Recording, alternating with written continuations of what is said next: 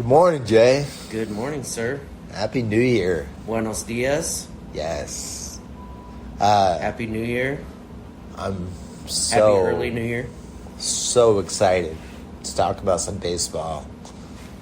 I'm just thinking about all the people right now that are already getting started in New York City. They have their adult diapers on already. Like, just think if you were getting ready to go out to Times Square right now and you put on your Depends right now and you're probably going to wear the same one. Hopefully these people brought more than one pair of Depends and they can at least find a place to change their Depends tonight. Yeah? Yeah. Jay, did you know that you were going to come on air and talk about adult diapers? No, I'm excited about New Year's, and I was hearing on the radio on the way here that, they're making sure that it's real secure. There's no credible threats right now to the New Year's celebration, so I hope it goes great. I hope everybody's Depends stay intact and no leaks, and so I'm excited about baseball. I was actually... You know why I'm talking about this, right? Because my excitement about last year's draft has been matched only by the misery and the missing out that I'm feeling right now on this year's draft. So it's like we're about to talk about our draft lottery. And yes, we are. I don't have a whole lot to say. No, it's okay. This is a great which segue, is why. Jay. This is great. Go ahead. No, we're not just going to knock on you. Sure. We're going to talk about Birdlaw's pickup DeGrom. I don't know if you saw in the tip thread last night, but that really hurt him. Let's talk about that. Absolutely. But, yeah, we should probably talk about... Well, then I got to pick, Robert, and then I went off and traded him. Because I thought he was sandbagging, and I didn't like it. And that was also a big mistake. So I think his mistake of picking his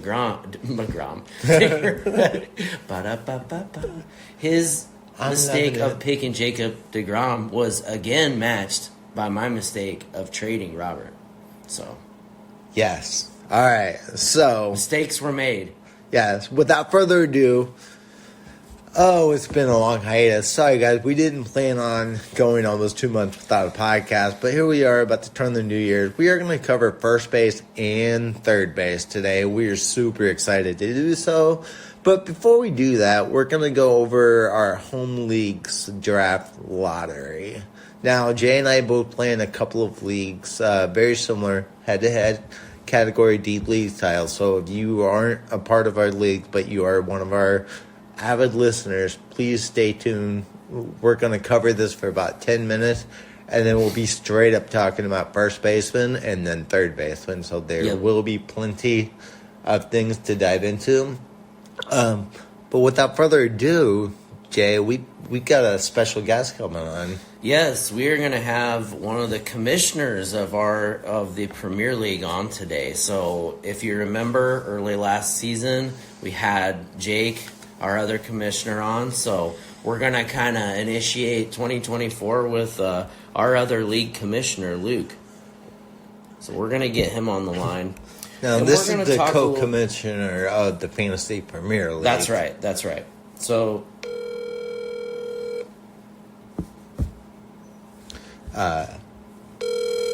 don't know anybody else that'd be willing for a conference call at 6:30. Right. I mean, Chuck has stated his displeasure with these early morning times more than once. So eventually we're going to have to take a visit to Bat Country. Hey, if you don't get up and get going. Your call has been forwarded to voicemail. The person you're trying to reach is not available. Did Luke fall back asleep?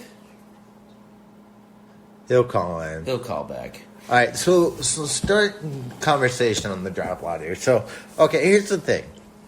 Our Fantasy Premier League, we play in two main leagues right now. We're trying to expand our playing leagues, but we play in the Fantasy Premier League and the Fantasy Forever League. Both 16-team head-to-head categories. Now, in the Fantasy Premier League, we do a fun thing. Instead of just rewarding people by the way they finish for draft positions, so say your team has a bad year and you finish last, you don't just automatically get the first pick. Some leagues do it where you are the first team to miss out on the playoffs. Like, say it's 8 teams in your ninth place, you get the first pick. We actually take those teams that finish 9 through 16 that do not make the playoffs, and we do a lottery ticket system similar to the ping pong balls of the NBA draft lottery. Yes. Obviously, there's incentives throughout the year where you can earn tickets, and then basically you have a certain number of tickets that go into a hat, and so you only have a certain number of odds to get each pick. And we just recently had our draft lottery this past week.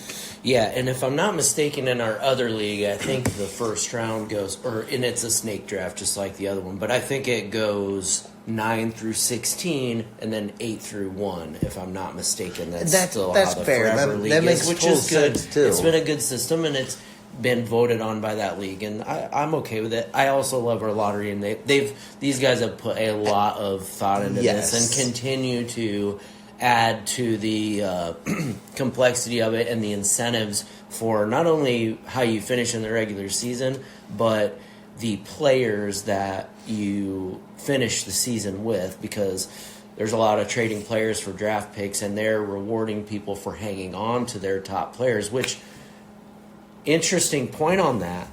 Who has the first pick of the draft, and who is surrendering maybe 2 top 32 players into the draft this year and got more draft tickets because of that? Paleskins, George. Actually, or is that new for? That's a new thing. That's new for next year. But that's a good example that you brought up. It is a good example of he would have gotten more draft lottery tickets because he hung on to Aaron Judge and However, Mookie Betts. if you were just Mr. Unlucky, all right, then we're gonna try to call Luke it, again. It does not matter. So Maybe he was. as we try to get the co-commissioner on the line, guys, stay with us. I'm gonna take you into a little. Hey, what's up, man?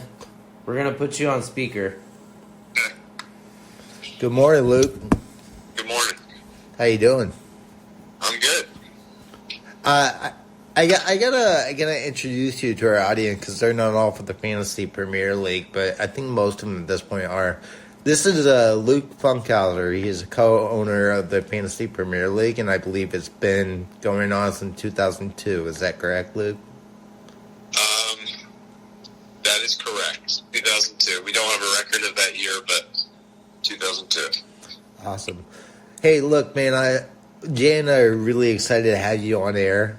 We are talking about first and third base today, but we're starting on the draft lottery, and I felt like this would be a great opportunity to have you on the show to come talk about this.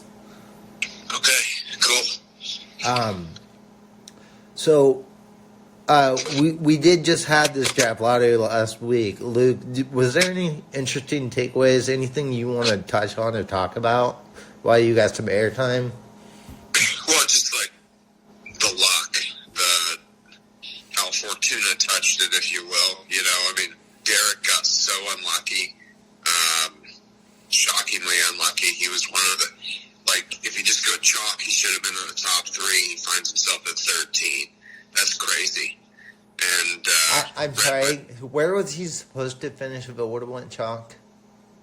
He would have been 1, 2, or 3. That's how many tickets he had. He was tied for Ice Tips and Paleskins with that many tickets now. I didn't realize he fell that far. Gosh, that is crazy. And it's just it's the variability of adding more tickets. And this year there was 82 tickets.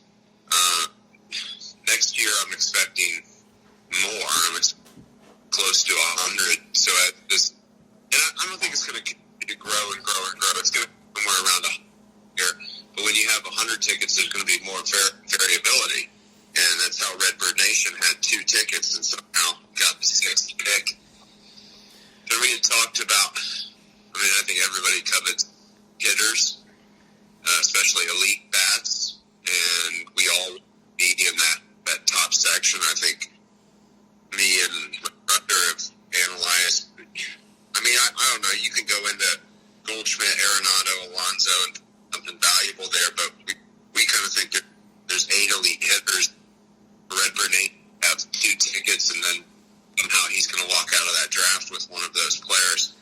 He's gone through a tremendous positive luck stretch. You know what I mean? Because last year he had the first pick, I think, and got Acuna and 60 stolen bases. And just for the record, you're talking about Redbird Nation right now. Correct. Yes, okay. I agree with you. He was the luckiest person last year and this year. Well, luckiest person this year, but he was just lucky to get the first overall pick last year anyway. Right. Yeah, we just mentioned how, speaking of adding tickets, how, George Paleskins hung on to 2 elite players that he's now going to surrender into the draft this year. And you guys added some tickets, which he may not have benefited from this time. I think that's going to go into effect next year. But I was just talking about how you're going to reward people for holding on to those players for that we will surrender to the draft if they're top 32 players. So I guess he didn't need those extra tickets to get the first pick, but he would have benefited from that going into next season. Yeah. Hey, Luke, I got a question for you. I'm gonna pop one live on air. This just popped in my head as you were talking, and I feel like you guys have done such a great job of orchestrating this draft lottery to make this just a little bit more entertaining of our process. Do you foresee a scenario where we potentially in the future could trade lottery tickets? Oh my gosh. Sorry, I had to say that. Laugh out of I was just thinking, I was like, how cool would that be? Hey, I got 9 tickets, but if I shove you this player over, maybe you can give me 2 of your tickets. Well, if somebody makes a trade on that, it would be you. But but no, I guess right now I say no to that. But I don't know. If this thing is always evolving. I know that was random. It just popped in my head, and I was like, oh, that would be hilarious.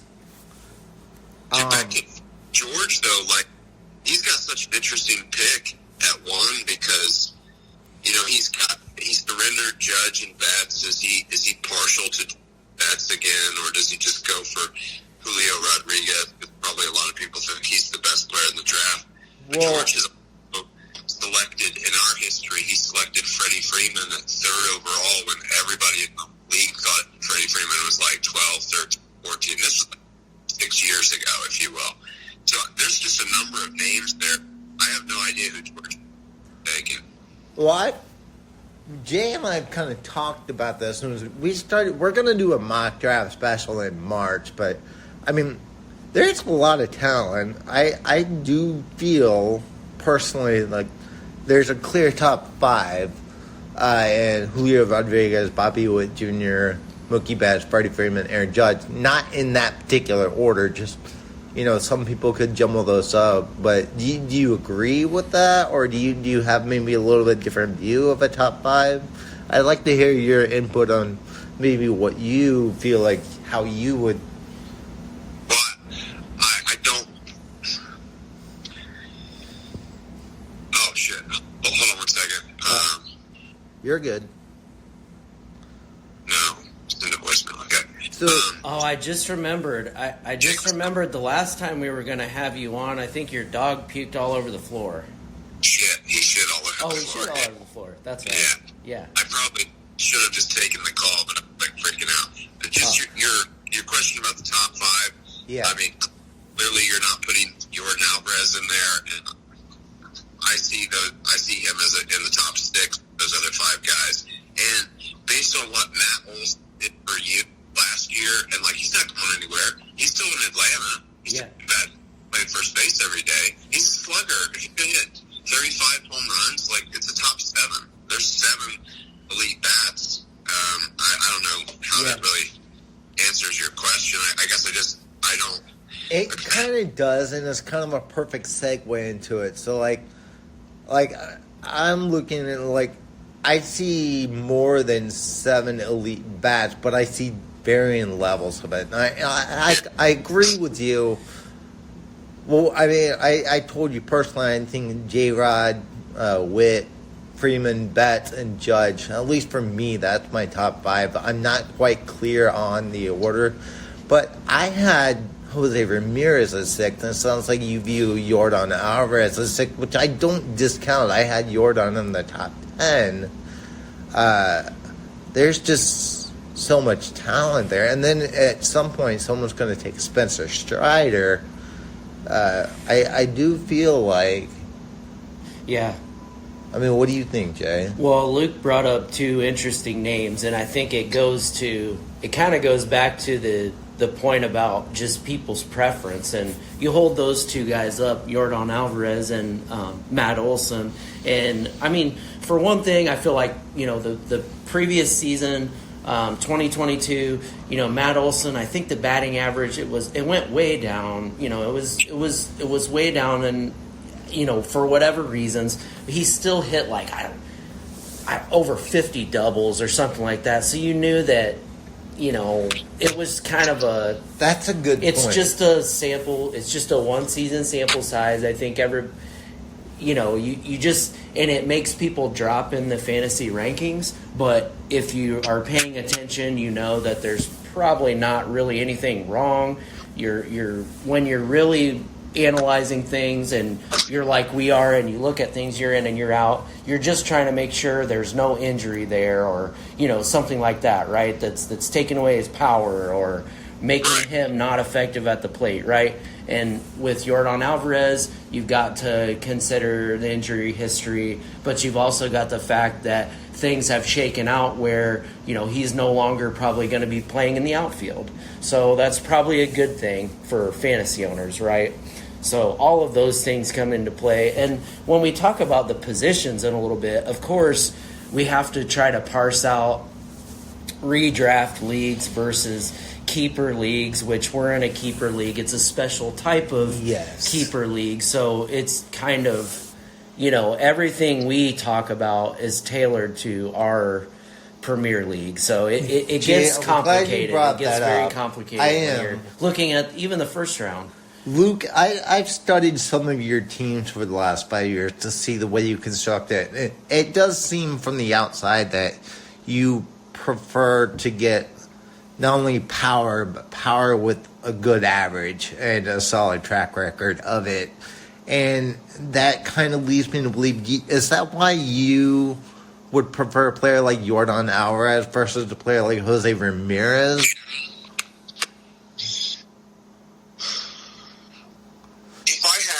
Second pick in the draft, I can't tell you I'd be taking Alvarez over Ramirez, but I can't look back on my time with Jordan Alvarez negatively. I mean, we live in an era now where I think people in professional sports, they're looking at other professional sports and how can we get an edge, and I think MLB teams have learned from NBA teams that, we need to keep players healthy, and I think they've made up fake injuries for Jordan Alvarez multiple times throughout this last year. Oh, absolutely, that's a thing in baseball now. Absolutely, yes. But in the end, dude, Jordan Alvarez hit a home run on Sunday against Jake in the final that wound up finishing him off. Him and Seager basically went back to back, and so he got me a title.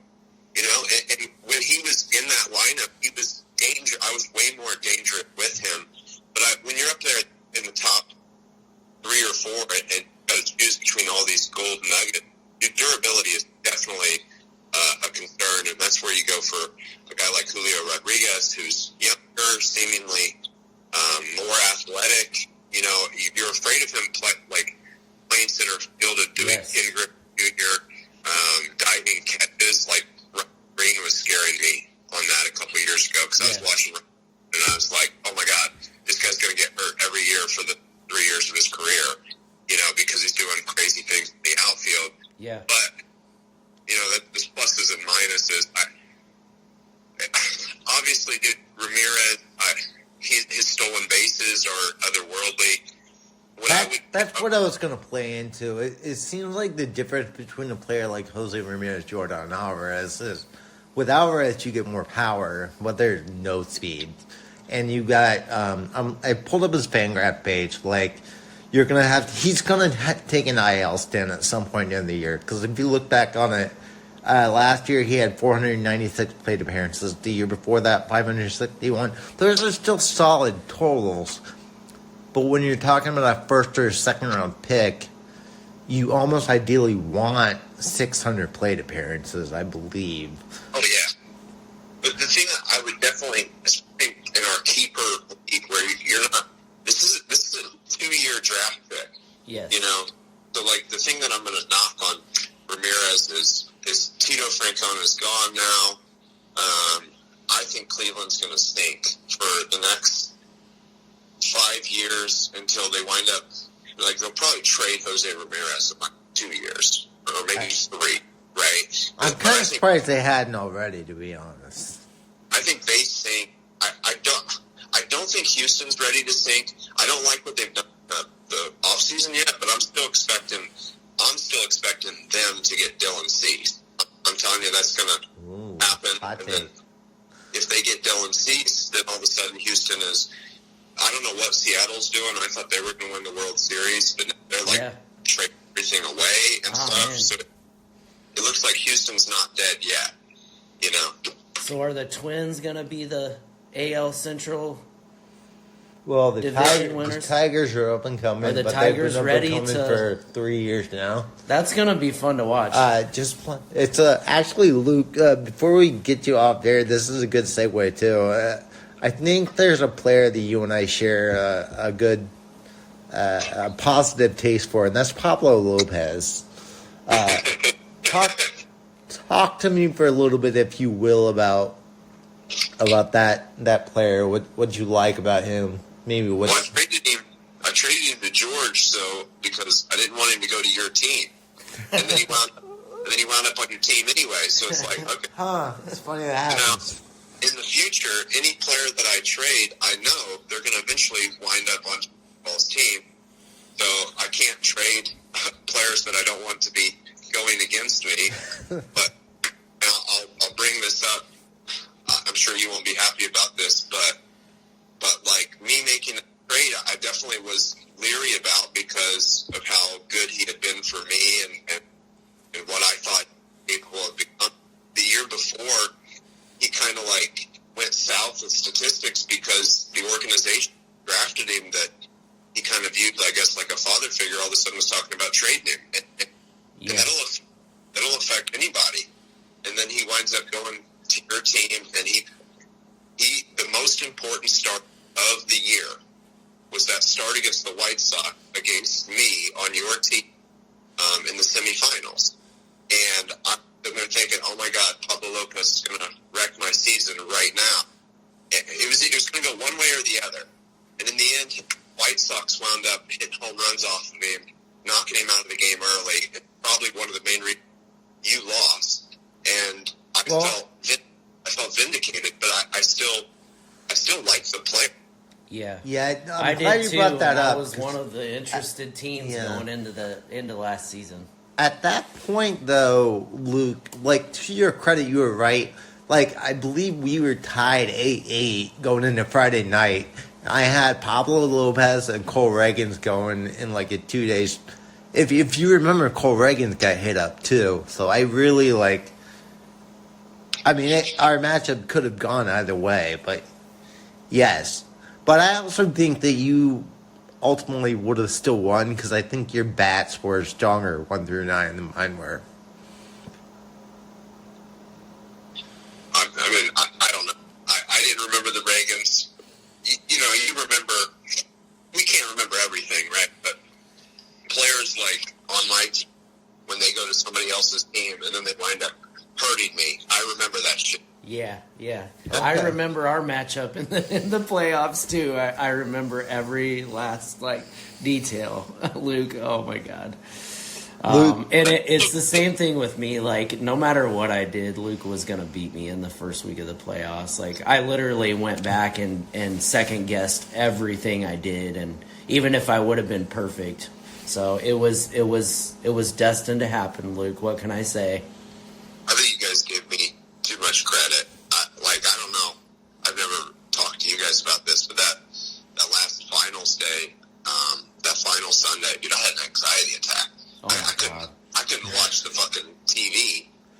And I know you guys were going through similar stuff, but I wind up, we're going to, forever, whenever me and Jake talk about this, he's going to have some kind of asterisk in his mind because he feels like if he had just played that last day differently, he would have won. Actually, statistically, he can prove that. If he would have just played these guys, he would have won.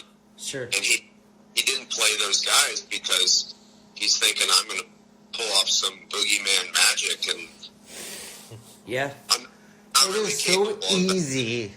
we're all to susceptible. overthink. We're all susceptible Yes. to it. I really believe that, and as much as that was basically my takeaway from our matchup is I made a lot of beelines and a lot of different decisions that leading into the first week of the playoffs that I thought were going to help me and actually hurt me. But hindsight's 2020. Hindsight is 2020, but if I remember, we did a podcast right before, and I pretty we much looked at laid your it all team. You didn't have a full deck of cards for the first. No, I did not. day. The first 2 days. Yeah. I didn't You have a had- full lineup, and that I hurt you. feel was a managing mistake. Like, because I added some more pitchers going into the week. I mean, I do feel that, like, if I would have hung on to my bench players like Mauricio Dubon, who hit a big home run in the first day of the playoffs, I would have made it closer than what it was, but I still would have lost. Essentially, it's the long short of it. But I have to give you the credit because.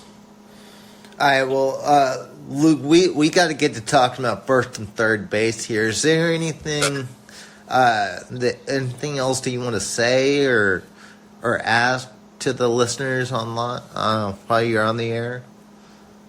No, I mean, we can go on.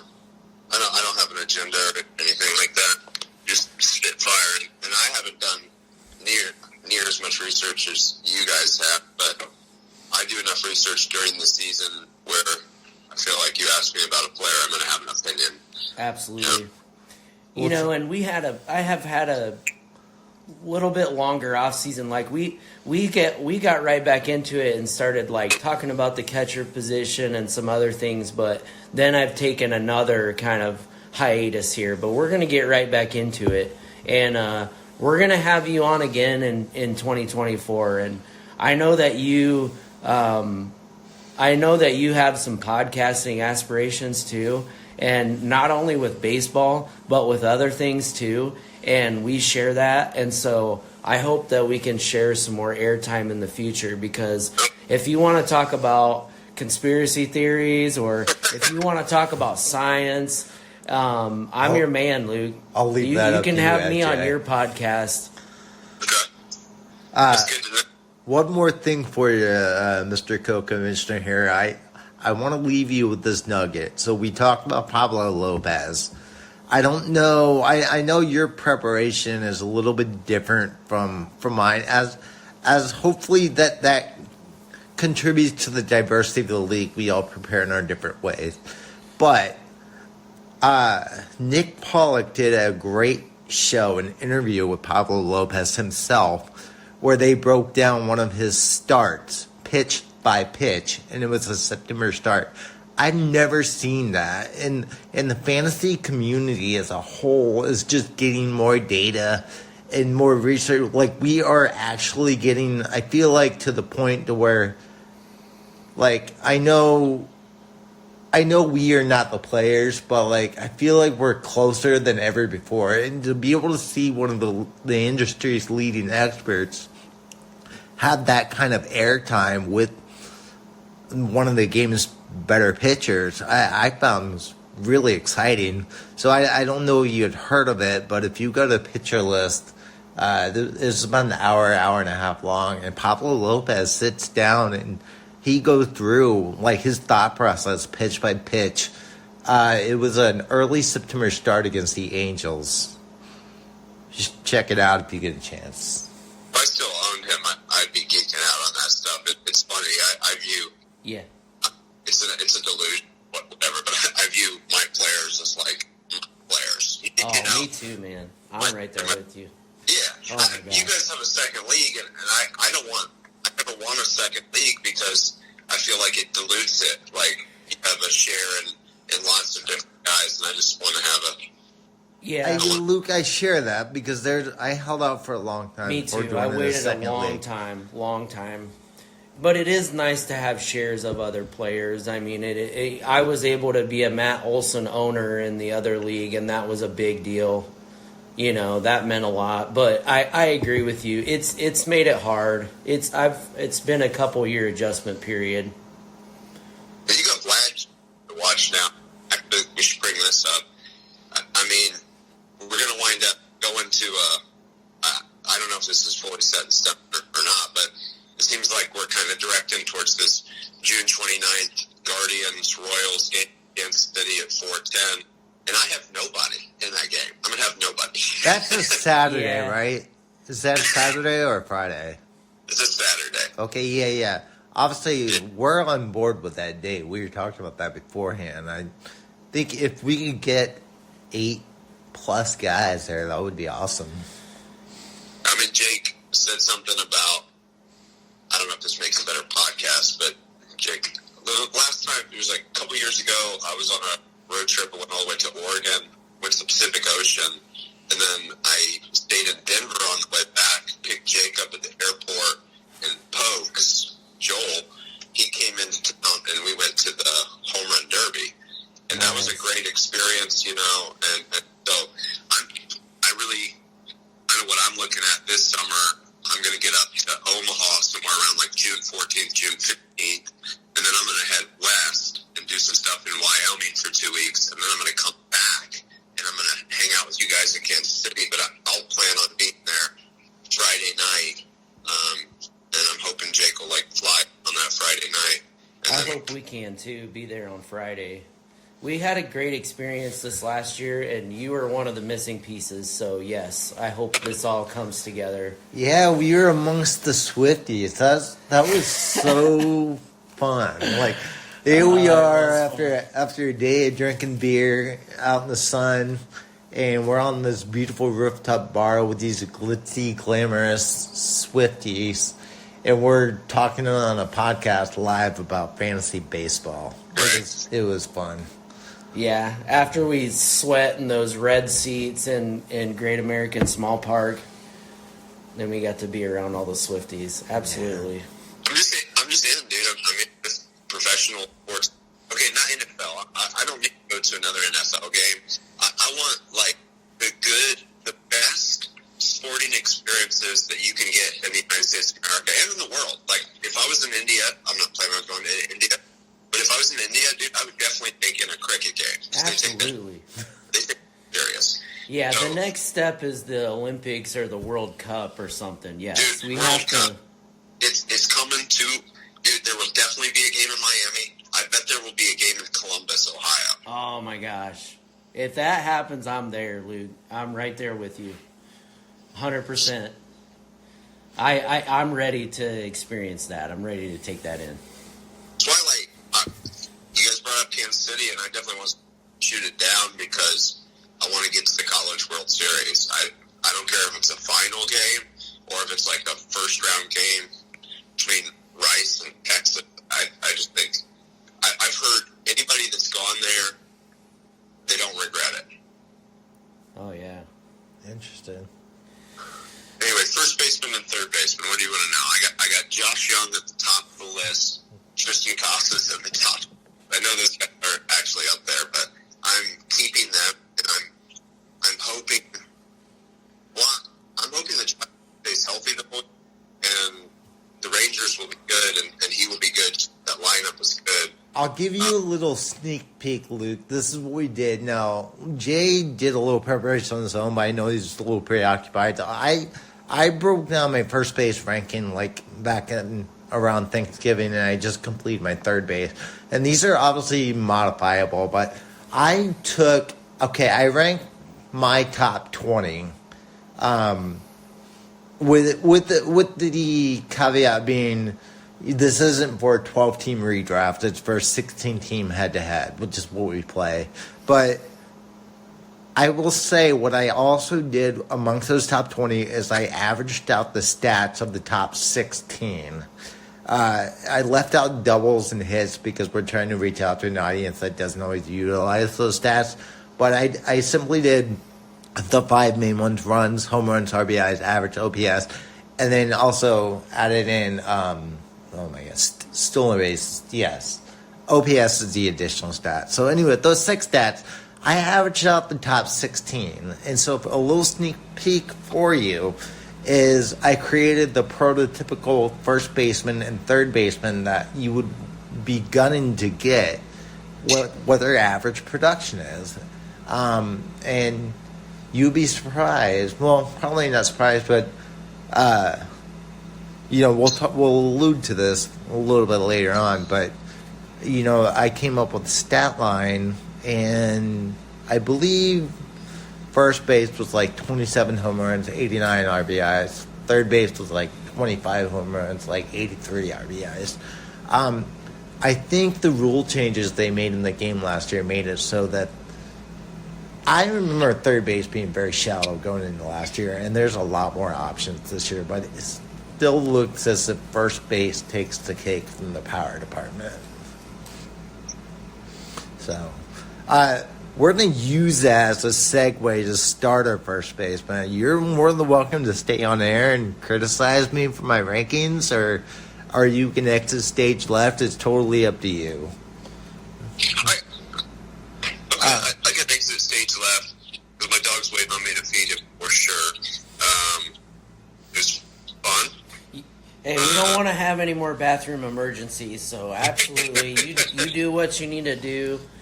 We're going to have you on again in 2024. We're looking forward to another fun season, so thanks for all the work that you and Jake do leading up to this. Thank you. Absolutely. Thank you. Hey, perfect. And I can't wait to unroll the new side pot. Yes. Yes, and thank you for being our league historian and side pot expert. We do appreciate that, so that's always fun. I'm excited that more and more people are taking part in that, so hopefully we get even more this year. And when I record something about the Mothman or something, I'm definitely going to give you a call, Jay. Oh, yeah, definitely. Okay? All right. Thanks. All right. Thanks for coming on air, Luke. We appreciate you. Bye-bye.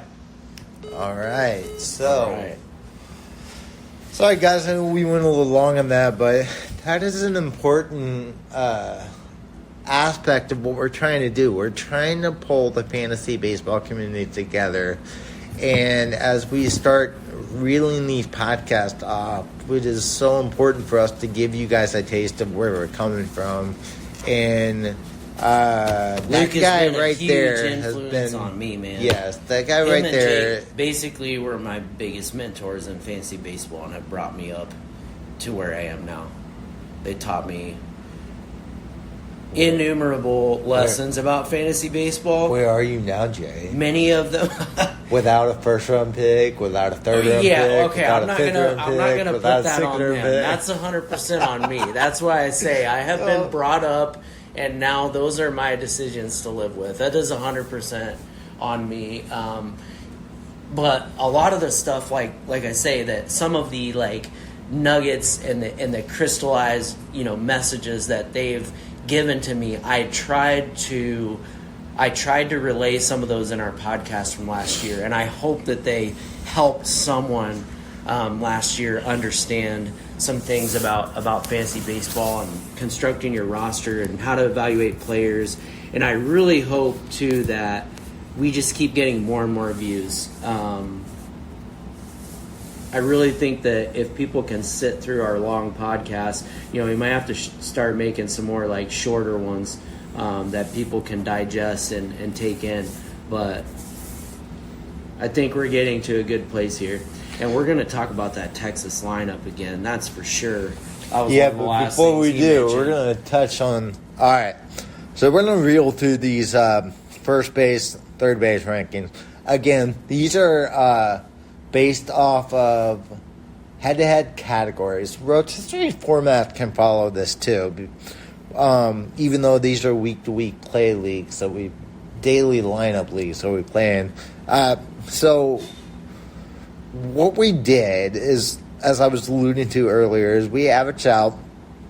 We took. I ranked 20.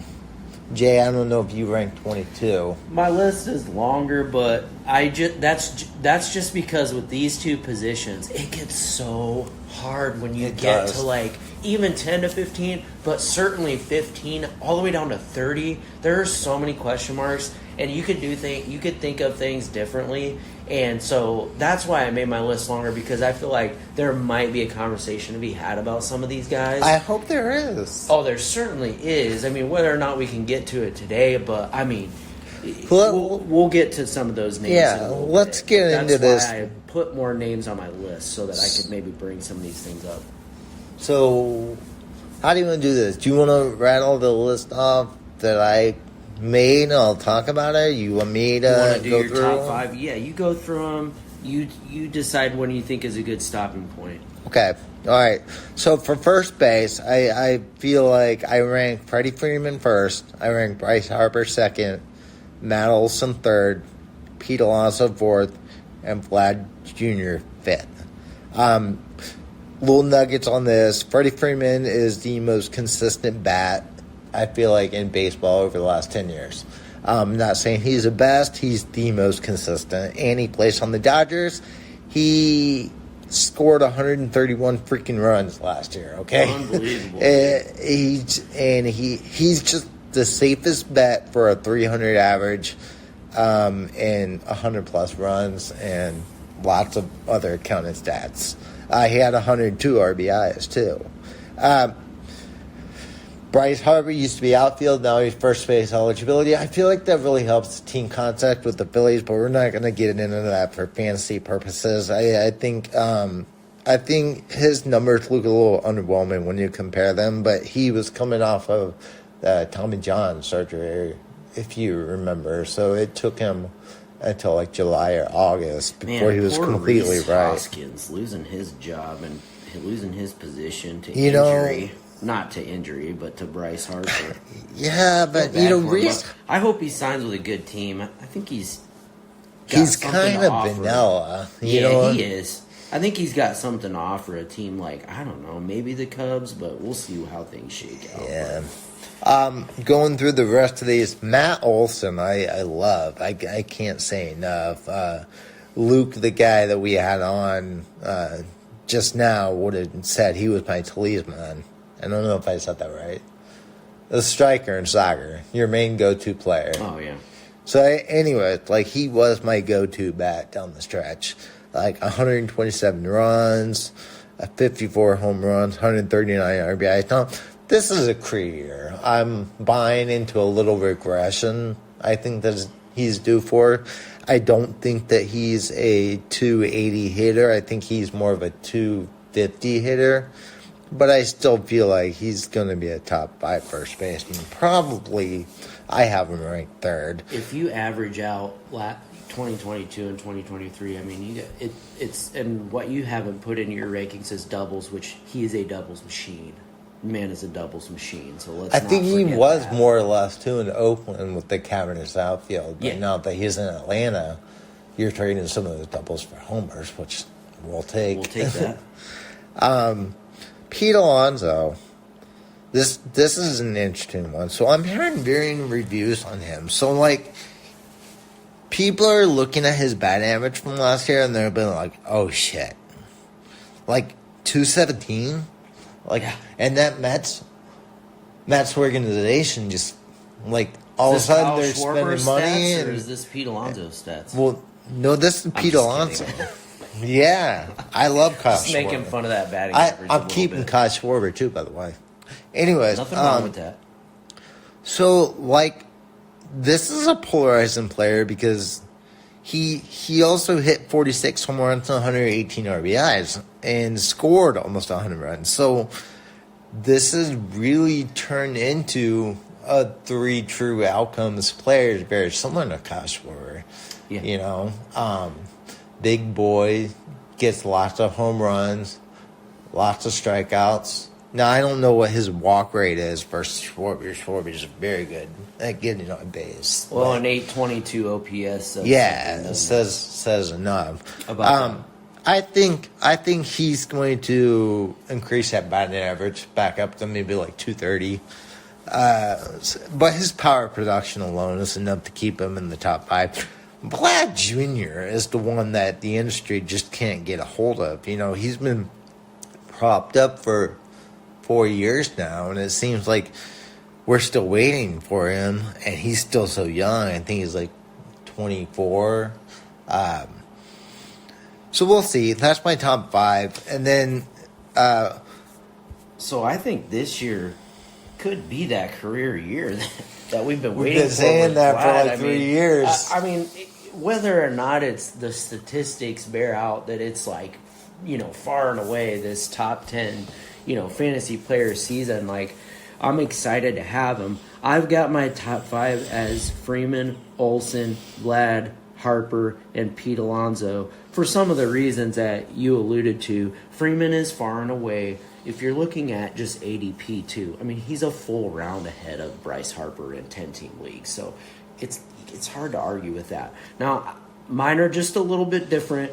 I'm with you on Matt Olson. I think he's great, and I just it's hard between him and Vlad. Like, I feel like I could honestly like go either way, but Jay, I'm really glad you mentioned your top 5. I'm so excited. I've got a point of contention with you, and I've already stated my top 5. This is what I want to know. I want you to elaborate. I want you to explain to me why you have Vladimir Guerrero Jr.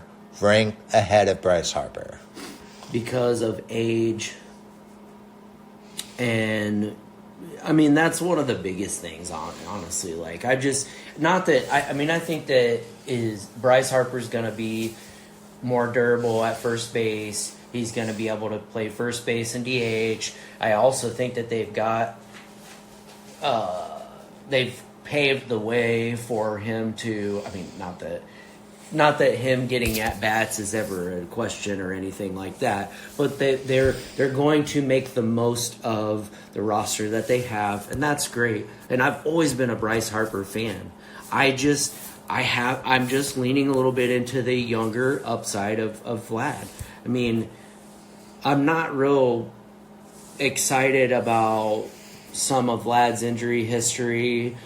He's had some knee issues. He's had some wrist, I think, issues. I'm not real happy about that, but he's just so much younger. I'm going with, in baseball, he's like a full generation younger than Harper, and that's really why I've got him. It's a durability issue. That's my main thing. This is kind of a sketchy argument for me to make because, like I said, Vlad has had some knee issues that have made him miss time several times throughout last season and the season before that. So it's a little scary. So just for the listener audience, for 2024, you rank Vladimir Guerrero Jr. 3 and Bryce Harper 4. Yeah. For first baseman. And Pete Alonso, it's some of the things you alluded to. It's the batting average.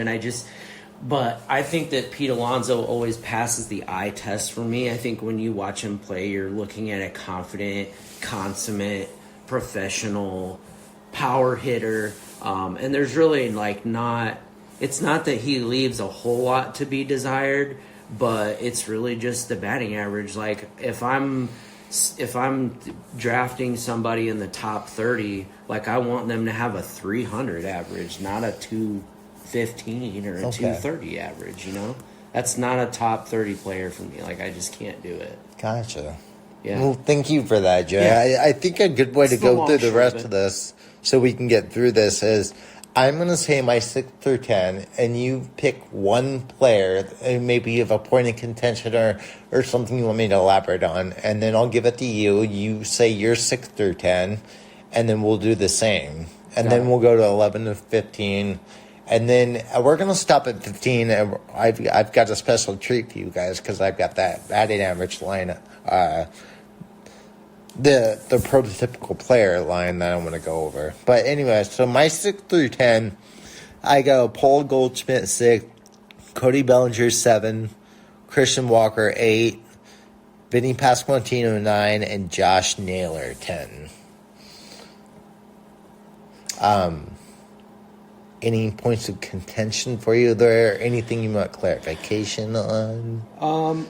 So I'll just rattle through mine real quick. We can go back and forth a little bit. I've got Bellinger, Goldschmidt, Nolan Jones, Spencer Steer, and it gets really hard at 10. It could be anybody between like 5 or 6 guys for me, to be quite honest with you. Like, I finished with Christian Walker right there, to be honest with you. If it was like gun to my head right now, I'm probably picking Pasquantino, maybe even Nathaniel Lowe, Tristan Cassis, Ryan Mountcastle, or Josh Naylor above that guy. It gets so hard right now, but I won't contend with you about the 10th. Like, this is going to be, we're going to talk about 10 through 15 in a minute here. And you're going to have something to say about that. So, but just briefly, like, I've got Bellinger over Goldschmidt just because, again, it's about age in a way. It's about wanting to see Cody Bellinger get back to the player that he was. I think there's a chance. I think there's an inroad there for him to provide quite a bit of value. Goldschmidt had a great season last year. He's just too old for me in terms of fantasy to be spending this kind of pick on. And Nolan Jones, I'm tempted to put him above Goldschmidt just for the same reason. Because of age and upside. Let's pump the brakes here, okay? Nolan Jones was a hype prospect in the Cleveland Guardians organization for quite some time and never panned out. He goes to Coors. Going into August, the future at first base was Michael Toglia. It wasn't Nolan Jones. He just had a really hot stretch from August through September. And I might be that guy, that podcast personality that you guys are going to remember. Look at the ADPs. I am not drinking Nolan Jones' Kool-Aid. That's fair. Show me again. Yeah, sure. Yeah, I think he went you need to see a whole season. Incredible hot streak between August and September. Now, do I think he's in a great place to play in Coors? Yeah, I think he can totally replicate that, and he has the prospect hype to do so. Will he? I'm not so sure. He's got the inroad to the middle of the lineup. He's going to have every opportunity. The middle of the lineup to drive in who? I know. And Charlie Blackmon, of course, the 40-year-old. He's not 40. He's like 30. No, Blackmon has his values too. But yeah, still, this is what I'm getting at. Just get on base. I don't know if he can run anymore. His ADP is going to get so high come March that there's going to be no return value on your investment. You're going to have to spend such a high pick to get him. Is it going to be in the top 50 in March? Is he going to be I don't know. 75? Yes. All right. Yes, he's going to be top 75. All right. And I will not pay that price. If that's the case, then he'll be I will just not below pay Goldschmidt. That price. Let's see another year. That's a good argument. Let's see what Nolan Jones does this coming year. Because I could look like an idiot right now, or I could look like, hey, you called it, you can see how I'm valuing young age and upside. I mean, it's quite obvious. I think there's a balance to be had here, though. There certainly is. We're talking about redraft versus keeper, too. Again, but let's keep it in perspective of the players themselves and throw the league contact out. Sure. Paul Goldschmidt, we've seen he plays a position that's not that physically taxing.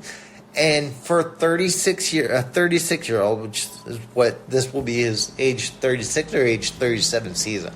Either way, he's an athletic built 36 or 37-year-old. I feel like he's going to have a bounce back year. His career, and I think team contact-wise, I think the Cardinals just had a down year. And so his stats didn't look as good because of what happened around him. But even as a Cubs fan, I got to say, watch out for the Cardinals this year. Okay. I think Goldschmidt's going to surprise some people. I think he's going to be back to his ways, and I think he's got at least 2 more years of elite production. I feel like, much like the Reds, the Cardinals have cleared the way for some of their younger players to take on bigger roles, and it's gonna be a different season for them. Like, I think they're probably gonna hit the ground running and get back to some of their winning ways. Yes. Anything else with 5 to 10, 6 to 10? No, I mean, I could poke fun at how I think my Cubs are going to spend a shit ton of money on Cody Bellinger, and it's going to make him throw up and get extremely nauseous. But it's hard. I feel similar. But that being said, I'm going to pass on talking about him because I don't buy his stats. I rank him 7 because he's a talented player, but I'm afraid that he's the type of player that's going to get paid, and he's going to turn into a 200 batting average with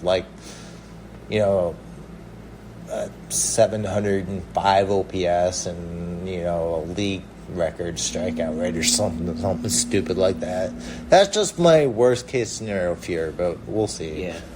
Let's go into 11 and 15. Jason Hayward contract. Oh God, don't talk to me about that. Sorry. He's still playing. He's been productive for the Dodgers. Thanks. I appreciate that, Jay. If I could take you over the top. Yeah. Let's go. You're going to make me need some Zofran here in just a minute. I was going to say that. You need some Zofran? Yeah. Nurse preventative. Zofran's more of a preventative, If you start throwing up, we got to get the Finnegan now. Yeah. Well, you're going to get IV access on me first. I got pretty good pains. Anyways, guys. That's good. All right, so 11 to 15.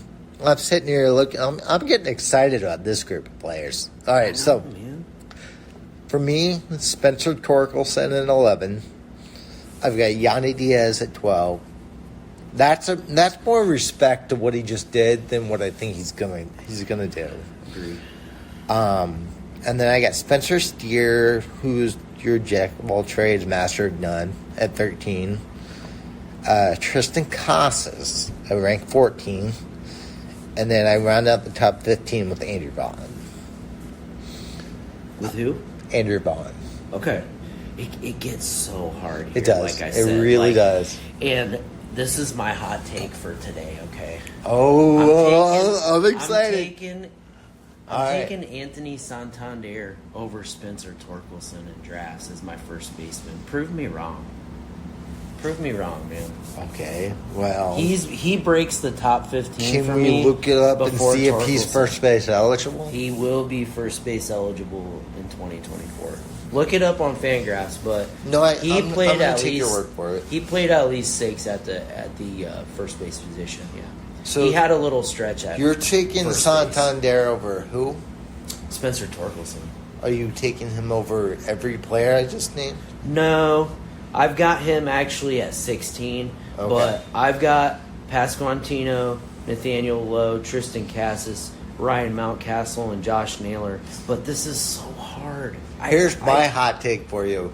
I don't even rank Nate Lowe in my top 20. I wouldn't have either until I saw what I saw again last year. And knowing where he's going to be in the Texas lineup. This is going to come up with him, and it's also probably going to come up at the third base position about that lineup. But he's going to be hitting behind Simeon and Seager. No, he's not. Maybe in front of a guy like, where is he going to hit in the lineup? 7. That's where he was in the playoffs, right?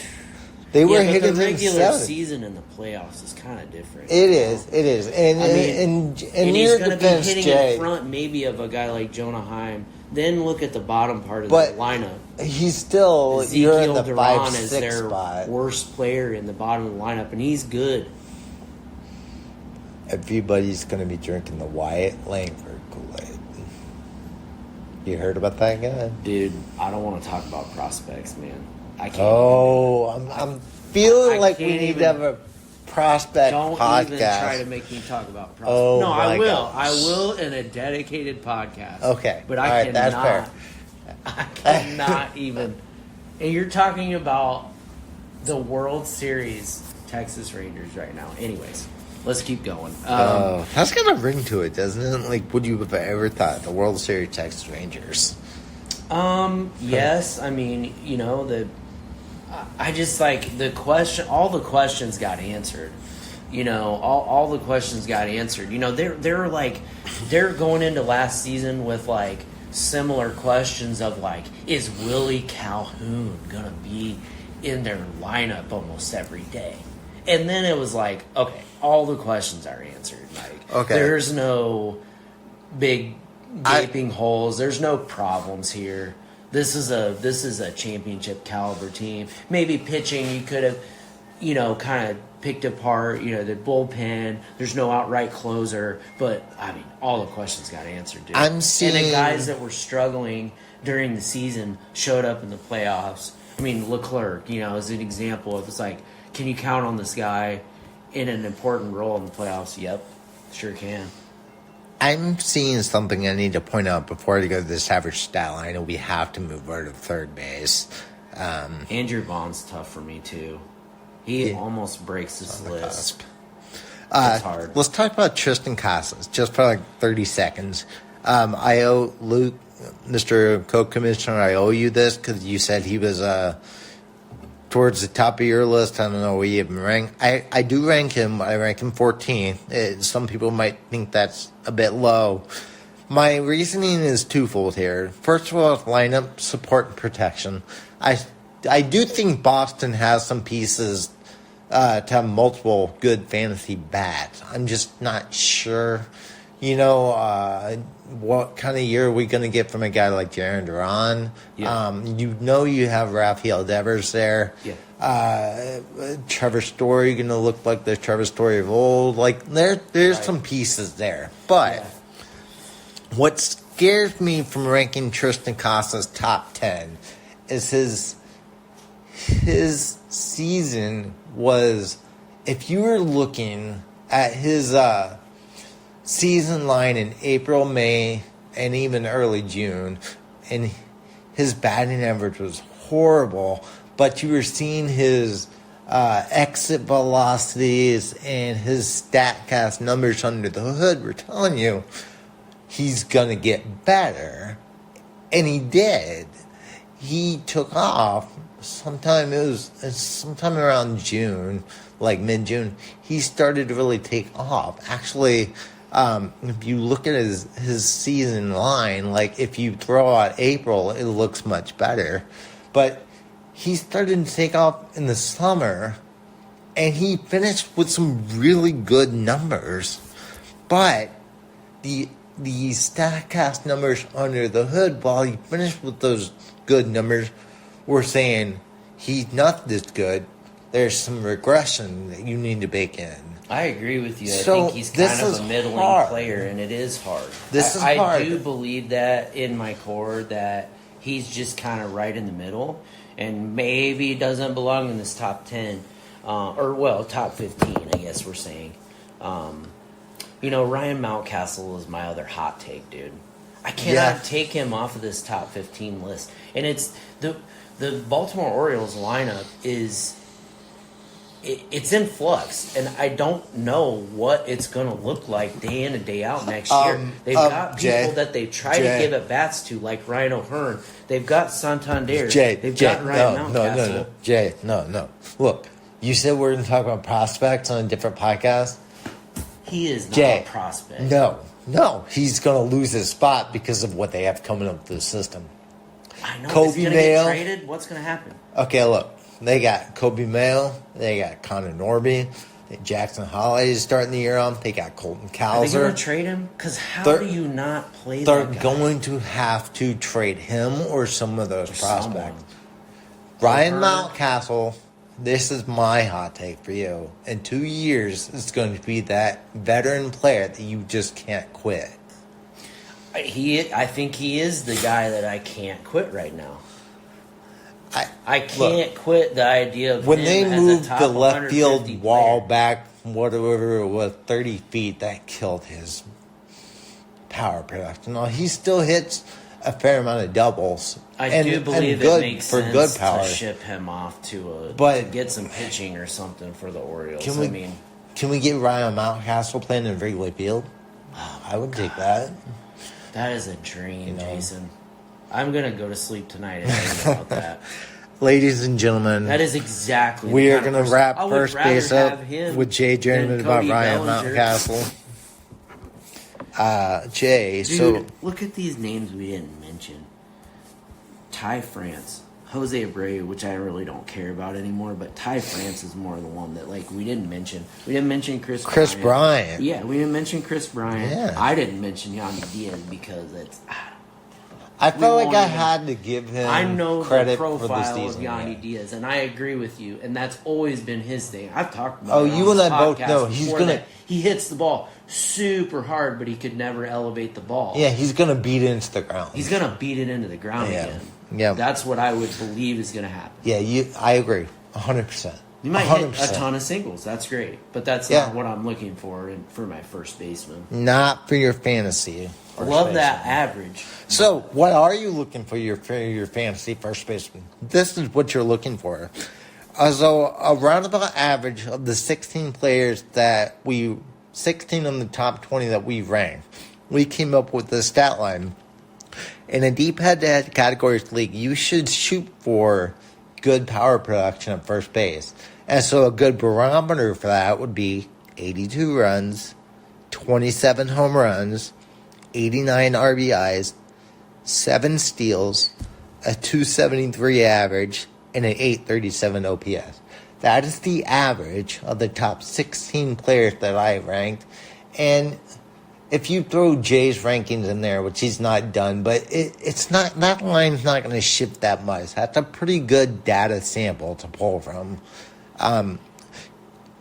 Keep that in mind. The average player is averaging over 25 home runs, almost 90 RBIs, over 80 runs, and in today's day and age, anything over 270 is a plus in batting average, and when you get an 800 plus OPS, I mean that is a great player.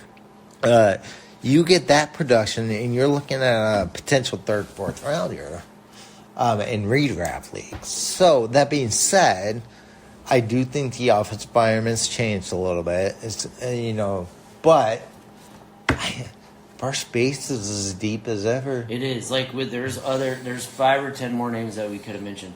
Quick question for you before we move on to third base: where's CJ Cron going to be playing next year? So CJ Cron, I love, fit for him or something. but I love him too. His I wanna perfect spot was mention in his Colorado. name. Yeah. The only other spot I see Cincinnati would be great, but That would be great. it would be a nightmare now. They have Matt McClain, Spencer Steer, Right. Christian Encarnacio There's- Strand. They have Heimer Candelario now. There's other good landing yeah, spots. yeah, I feel like he where they cannot- don't really need a I first feel like baseman DH. CJ Cron gave us what he was going to give us in 2021 and 2022 with the Rockies. Yeah. I don't feel like there's a spot where he's going to, where he would. He's not going to do well for fantasy purposes, but you know what I see for a guy like him? I see a team like the Giants signing him and platooning him and Brandon Belt. Bringing Brandon Belt back on a Sure. 1-year deal so he Yeah. can retire with the Giants, and Yeah. then platooning with CJ Cron at first Yeah. base and DH. Yeah, right. That Both of team them would do could- that. Yeah, both of them could DH as well.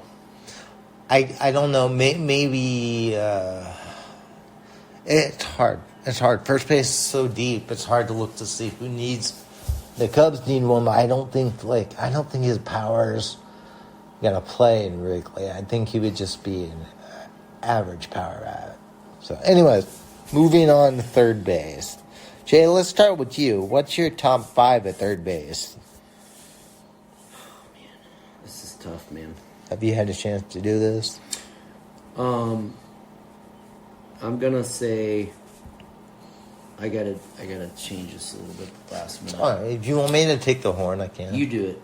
All right, so some people may be surprised by this. I made a change late last night because I was really thinking about this, but I ranked third base like this: Austin Riley 1, Jose Ramirez 2, Rafael Devers 3, Let's see here. Sorry, guys. Looking at a few things.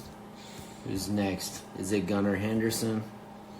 Yes, and then Nolan Arenado. Wait, hold on. No, Gunnar I ranked 6. Arenado's 5. Okay. That's Machado. Yeah. So I ranked Machado 4th, Arenado 5, and Gunnar Henderson 6. But we'll talk about him in a minute. So top 5. Riley 1, Ramirez 2, Devers 3, Machado 4, Arenado 5. Yeah, mine's very close to yours. I had Riley, Ramirez, Devers, Gunnar Henderson, and then a very close race between De La Cruz and Machado, which is kind of makes me feel silly to say, but I'm drinking the Kool-Aid right now, man. I really am. This is I perfect. want This somebody, is perfect segue. I want somebody to like hit triples and score runs, and I want somebody to steal bases. And you know, I'm a Manny Machado owner in both leagues, and I am really rooting for a great comeback season and a healthy full season from him and lots of production from him. But I'm like struggling right now. I don't want my expectations to be too high, but I want to see him be a top 30 fantasy player again. We're going to talk about Ellie De La Cruz here in a minute. Gun to my head, of course I'm going to draft Manny Machado over him. These are projections and theoreticals, and you know what I mean? Yes. You know what I would do at that point if I'm left with that option in the draft room. Between Machado I'm thinking Machado. I mean, like, I have to just laugh at my own list here. But anyways, you're talking about back to you. Machado versus Ellie, right? Yeah. Yeah. I would take Machado too. Yeah. But I'm not the Ellie De La Cruz Kool-Aid person. If you want to take I'm that, kind of drinking the Kool-Aid right now, man. Well, we're going to talk about him in a minute, but I want to make sure we don't miss out on this. Look, most redraft people, Jose Ramirez goes in the first round-ish. Austin Riley usually doesn't go until that 2-3 turn in a standard 12-team redraft. You can come out. You want to talk about baseball? No? You should probably shut the door then. We're live on air. But you can come talk about baseball if you want to. I was very high on Austin Riley going into last season. And I feel very vindicated with him. Like, and I'm sure that Jake does too, you know, who drafted him. But I was so high on him, and I was like wanting to take him, you know, in the top, 10 picks or whatever of our draft last year. And I feel vindicated with that, and I feel comfortable picking him over Jose Ramirez for a couple different reasons. Yeah, minus He's the just counting stats with the Atlanta lineup. Third baseman for me, or corner infielder for me that I want. I love Jose Ramirez stolen bases and everything, but does that continue? Do we get 25 or 30 stolen bases? I don't put as much value on those as a whole in the whole picture of a hitter as I used to, probably, because I realize now that that's what separates. That's what separates those elite guys from the rest of them.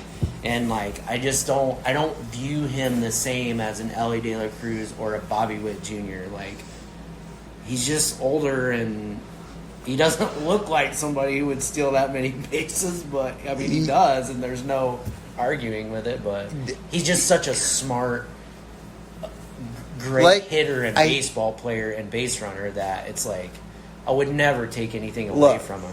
Look, you can go chalk with Ramirez. You can't go wrong with taking him. I rank Riley over him because of the Atlanta lineup. Yeah. But I don't want to spend too much time talking about the top 5. I don't think many people are going to disagree with that. No. I think the point of contention comes a little bit later.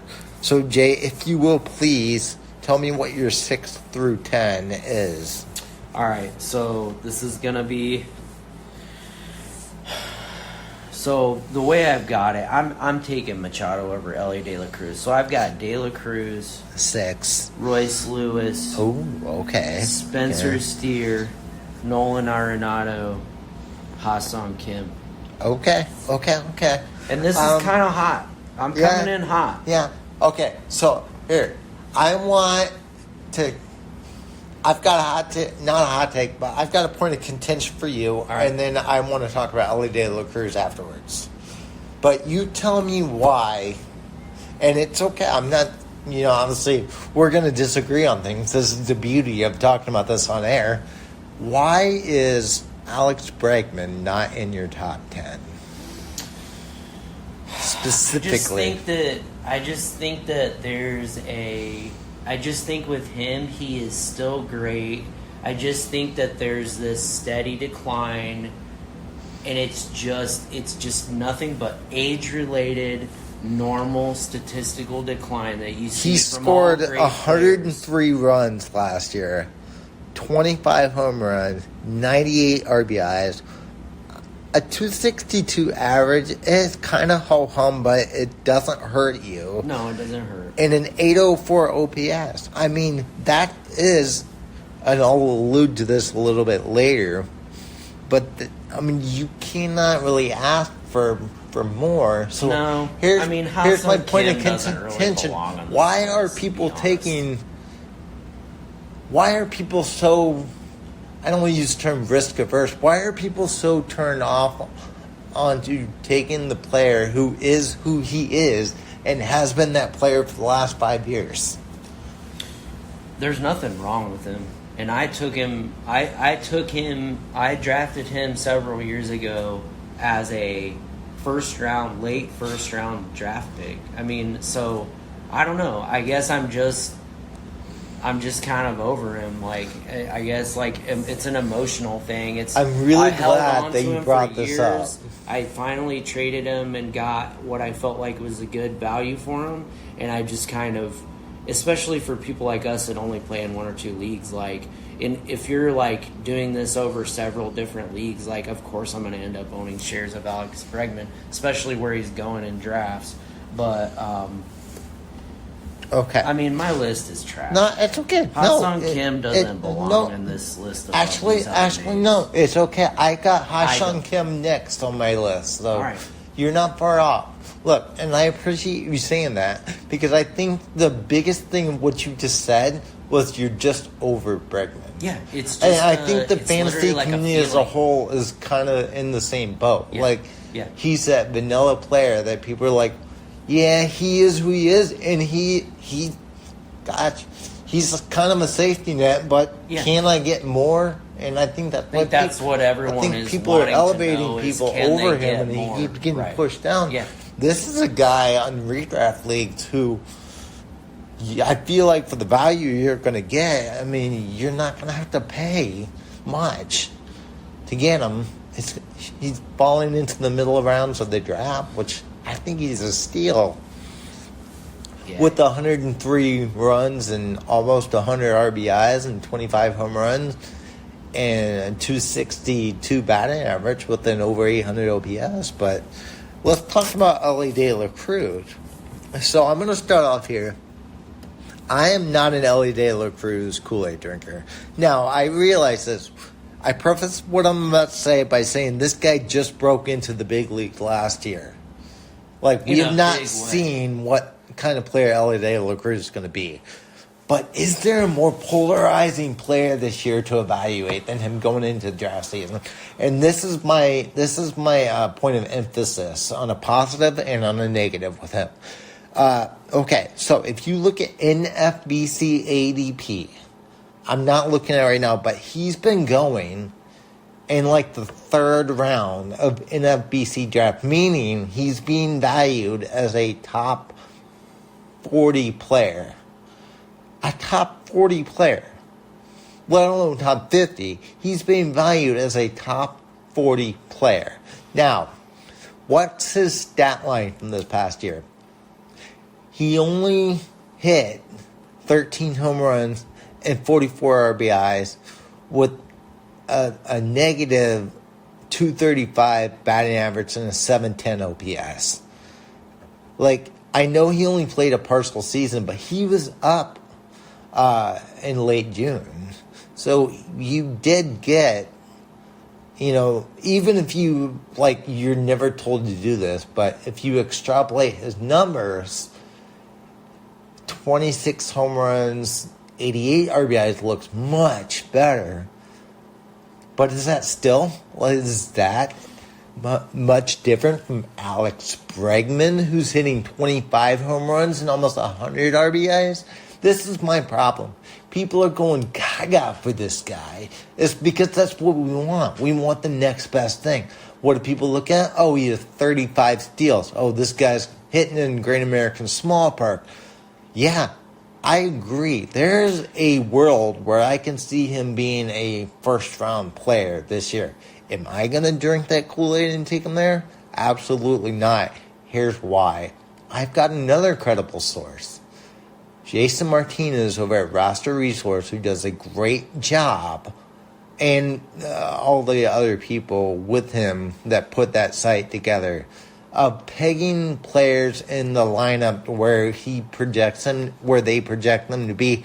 And they've done this for years, and they're very accurate when they put people in pitching rotation or in the lineup, like after day of the signing happening. Elly De La Cruz has been projected at various points to hit eighth on Roster Resource. Now, I know Cincinnati has lots of moving parts and lots of good hitters, but on one hand, you've got experts in the community drafting this guy as a third-round player. On the other hand, you've got experts in the community putting him at a projected eighth in the batting lineup. And then the stats that he has, a 235 average and a 710 OPS, tells me he doesn't belong in the third round. He belongs closer to the bottom of the lineup. But it's all a question because the tantalizing potential. So this is where I'm going to give it to you. All right, I'm going to knowing all this, what do you have to say about Elly De La Cruz? I'm going to answer your contentions and your questions in two ways. First, let's focus on him. I think there's a good chance that you are right. You think about managing the Reds in 2024. Okay, it makes sense. Can you have him go out there every day, and knowing who their manager is, can you have him go out there every day and strike out 3 times, batting in the top part of the lineup? No. You put him at the bottom of the lineup. You give him 4 good at-bats, hope for the best, hope he gets on base, steals a base, hits a triple, scores a run when the top of the order, your sluggers come up. I mean, it makes sense. Like, what you're saying makes sense to me. It passes the eye test to me that he could end up hitting in the bottom. You think he'll fill like the Michael Harris role? Because Michael Harris back ninth in that lineup. I think he could, because think about managing the team day in and day out. Like, you can't have these guys go up. They know the statistics and the analytics now. You know that he's going to strike out a bunch of times. You can't put him at the top every day for 160 games and think that that's going to work out good for your team. Your team's going to score a bunch of runs. I agree with you. Like, so where does that leave Elly De La Cruz's counting stats if he's consistently batting in the bottom half of the lineup because of his average? Let me answer this in another way, too. Because that's what we're all about. This is a numbers game, is it not? It is. So let me answer it with another statistic or statistics here, okay? We're calling him a polarizing player, and he absolutely is. Who are the other, let's call them polarizing players in terms of versus ADP, ranking versus ADP on this list, okay? Let's just name off all the other players that, and this is from Fantasy Pros, okay? Like, this isn't maybe as drilled down, but I'm just going to mention like 5 or 6 names that are ranked a lot differently than their ADP, okay? Okay. Hassan Kim. Okay. Spencer Steer. Okay. Yandy Diaz, to an extent. Matt Chapman. Ryan McMahon. Jorge Polanco. Jordan Westburg. Okay? This is... So what are you saying about that group of players? What I'm saying is that in that group of players, who am I taking first? And throw Elly De La Cruz in that list of players. I'm taking him over all those other players. Oh, you're taking Jordan Westbrook. No, I'm joking. I had to get you on there. Don't No, even it's get me okay. talking Look, about I'm setting this up for debate. Look, I'm not stupid. I rank Ellie De La Cruz 9. Okay, I do realize the potential. Right, sure. I'm just not going to be the guy that's going to get him when I'm ranking him 9th. I'm not taking the plunge. Like, tell you what, I mentioned Michael Harris. There's some similarities there, but Michael Harris is a much better bet for a higher average and a better OPS. He's just hitting 9th because of Atlanta's other players. Like, he's not knocking Acuna on the top spot, so his only avenue towards the top of the order would be to knock Albies down, which there's a chance there. Well, but Albies was projected to hit in the bottom of their lineup going into last season. Yeah, and and he they is flip-flop. so good, and he just absolutely hit his way into that second spot, and there was no change. And Michael Harris did better when they put him in the 9th spot as opposed to his 2 spots. So I can see that happening. Not to make this about him, this is about Ellie. No, but you're right. Like, and does he get over 600 at bats this season? That's the other thing. No, I don't think he does. When you're hitting ninth a lot low of in the days line, and he plays so hard. Like, I worry that, and this is the keeper with versus redrafting, man. He's still building into his body. I worry that he's going to get hurt too.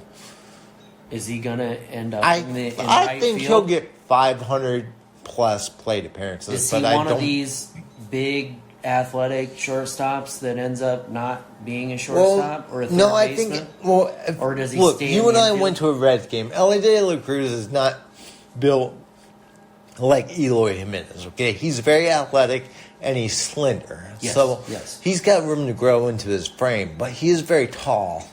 What is long that term, mean? I don't know that he projects as a shortstop, but for right now, he's fine. Sure. I don't have concern about that.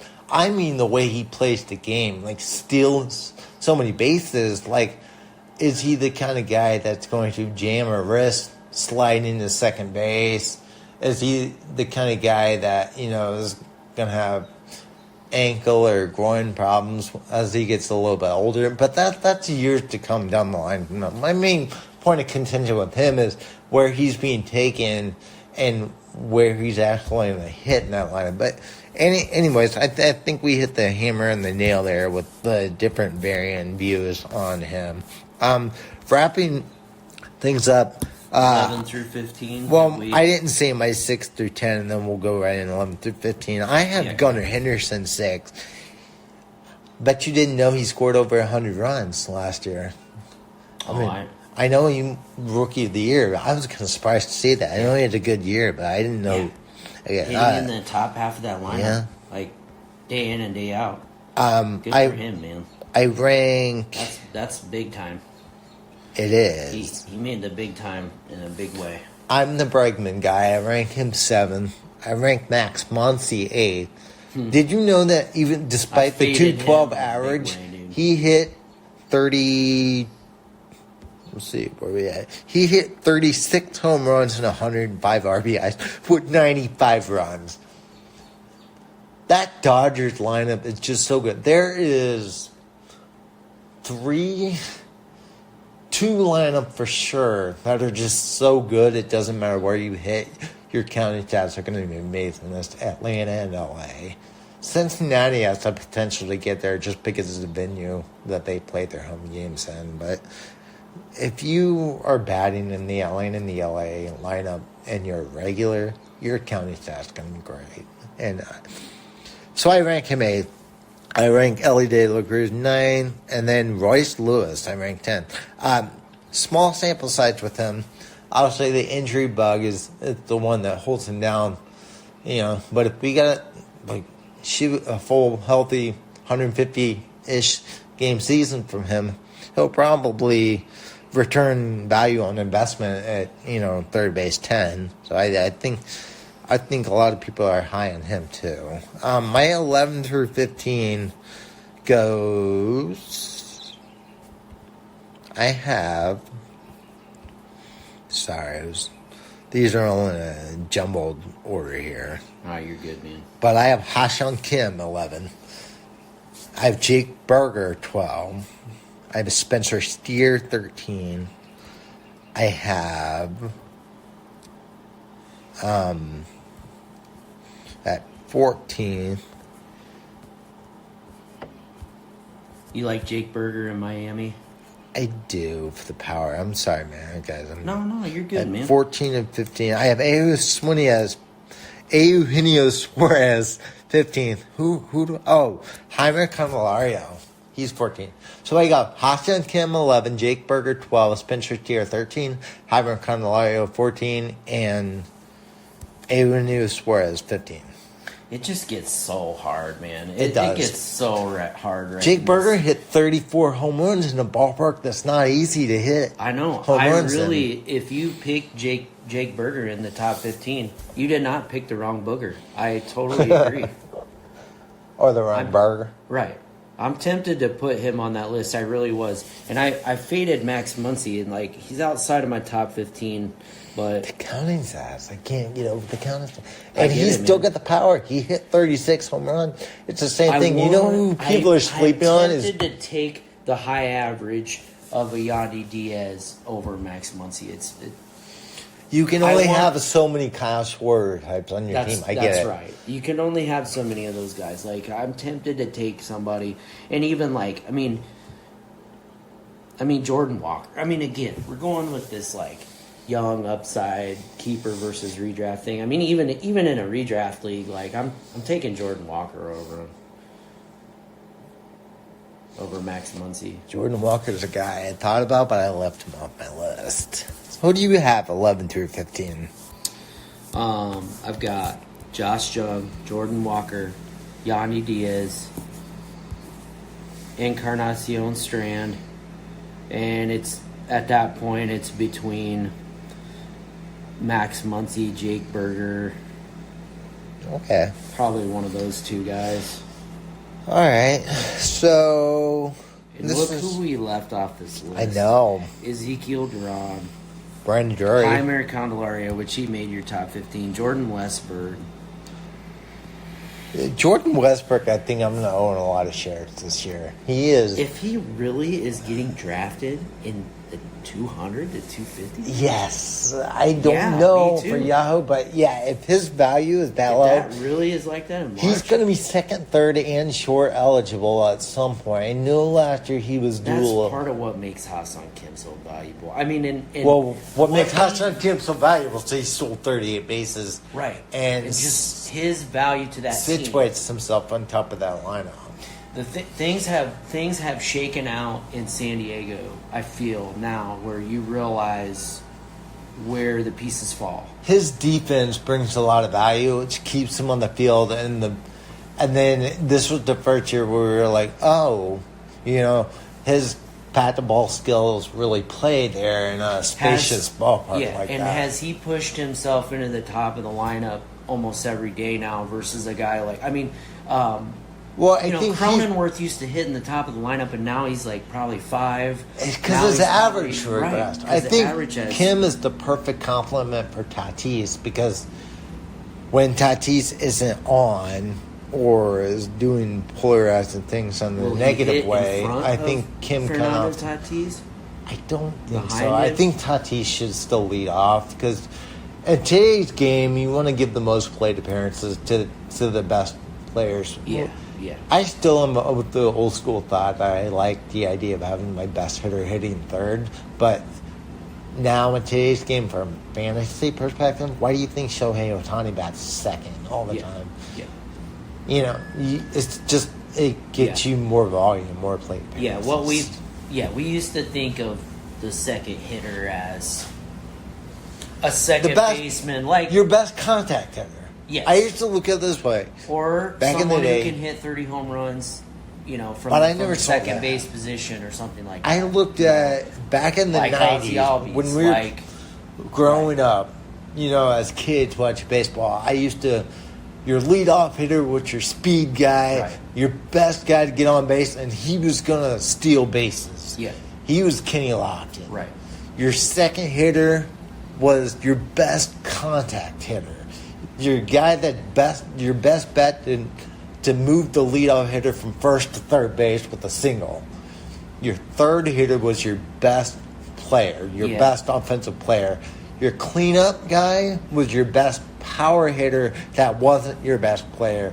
And then hopefully your 5 bat was a good power bat, but then it started to trickle down from there. There's been a lot of times where they've tried to inject power into the number 2. Like Shohei Ohtani. Right. Yeah.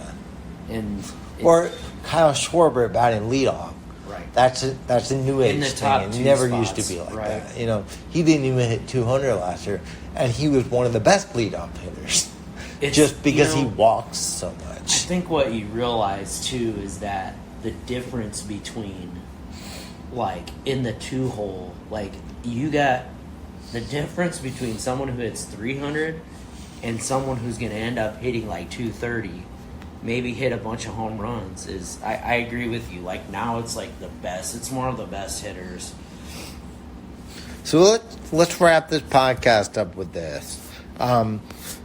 I talked about that ideal stat line for first baseman. The ideal stat line for third baseman looks like this. My top 16 ranked averaged out 80 runs, 25 home runs, 83 RBIs, 10 steals, 261 average, and an 802 OPS. Somewhat similar to first base, but first base beats it in all the categories by just a bit more, except for steals. But if you take Ha-Seong Kim's 38 steals away, third base steals totals almost gets cut in half. So you're really looking at first base is just better across the board, but third base is better this year than it was last year. Ladies and gentlemen, I know we've gone long today. We really appreciate the special appearance from our co-commissioner and the Fantasy Premier League, Luke Funkhauser. We are so happy to be back on air again. We're so excited for the new year. I think in our next show we should talk about second base and shortstop and make some New Year resolutions for our 2024 fantasy season. Jay, do you have anything you want to say before we cut off air? I want to say that my third base list is a little jacked up, but you know, it's a work in progress. It right is now, definitely guys. a work in seeing progress, you I are know. seeing the inner workings. It's hard for me to place.